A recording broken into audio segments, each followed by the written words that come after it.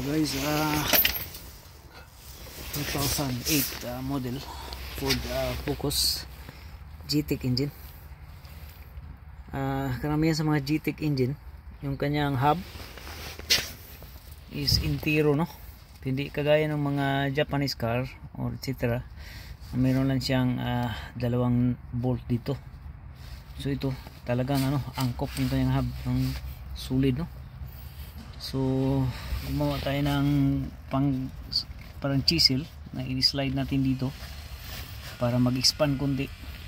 So wag nyong i-pull blow na ito, dahil pagka nasubrahan ito ng kalang, maaring mag-crack itong kanyang hub, no, ng kanyang what is this, shock absorber. So after na matanggal natin diyan, matanggal natin sa baba, saka na tayo mag-approach dito sa taas. So dito meron siyang tatlong bolts, number 14 dito sa likod, 13 socket dito sa sa bandang harap, and then not necessary na pala guys yung tanggalin yung dito, wag na. Ako kasi tinanggal ko pa dito. Akala ko kasi madali lang. So pwede na palang hindi tanggalin ito. Huwag nyo na akong gayahin na tinanggal ko pa dito. Actually ibabalik natin itong 10 mil lang ito, nagho-hold dito sa kanyang strut, 10 mil na nut. So optional ito, maaring tanggalin, maaring hindi din. So ipitan na natin yan. So I said maaring tanggalin nyo ng buo ito, yung kanyang bracket, maaring hindi din. Dito kasi niluwagan ko lang, no, para mamaya pag masilip natin dito yung kanyang sintro ng kanyang bolt holes, mamaya pwede natin ma-swing o whatever. So ganyan lang. Then pwede na tayo magbaba ng shock absorber. So ito yung kanyang shock absorber. Okay, yan. So tatandaan lang natin kung saan siya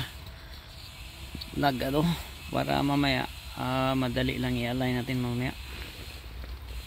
Okay, so yan.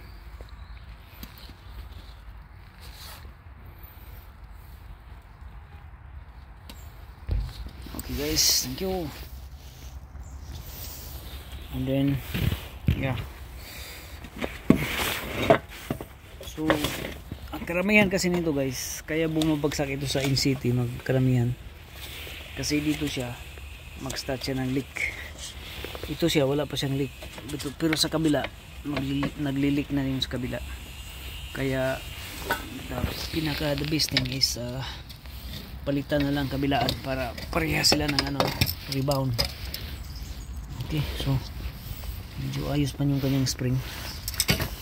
Ito lang, ito kalawang lang ito, dahil itong shock na ito is maaring bumigay na at naubusan na ng gas or hydraulic oil dito sa loob, kaya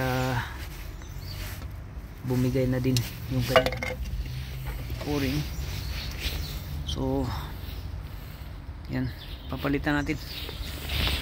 Okay, so thank you very much. Another thing, so ito yung kanyang hub, yeah. So ang pinaka-importante dito guys is ito, kasi dito siya, once na pinilit ninyong buksan ito, this will snap on its own. Like, so before you undo this bolt, you have to apply heat like this one here. So you have to burn it, apply heating, and then once it's getting red hot, then that's it, you can turn. Okay, so dyan sa taas, ayos dyan sa taas, ayos. And then yeah, So again, you have to remove the ABS sensor, make it safe na para hindi madali yung kanyang ABS sensor. So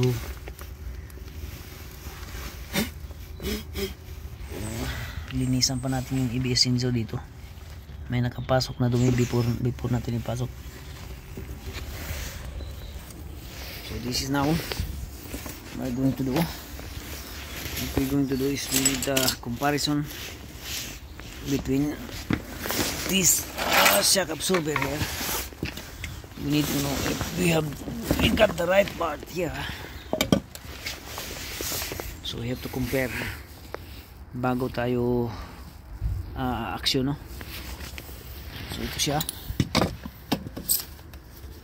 So this one here, this is for the passenger side. As you can see, ito yung sa kanyang connector ng drop link. Yung sa kanyang drop link connector. Okay, so this one here is on the passenger side. So we have to get the driver side. So this one here, this is the right one, as you can see. Yeah. So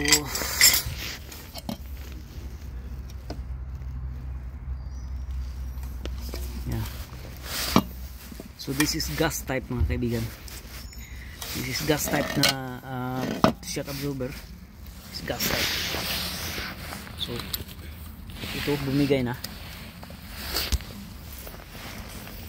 Kaya natin palitan. Yeah. So it's good.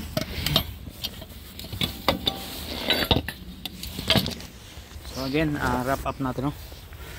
So yeah, and then lagyan natin ng kalang dito. So wrap up natin na, lagyan natin ng kalang, maglagyan ng kalang, and then jack up natin dito para matanggal yung kanya, ano, once na unscrew na itong nut ng what it is, drop link, drop it down, remove the ABS sensor, and then unscrew on the top. Yeah. Okay.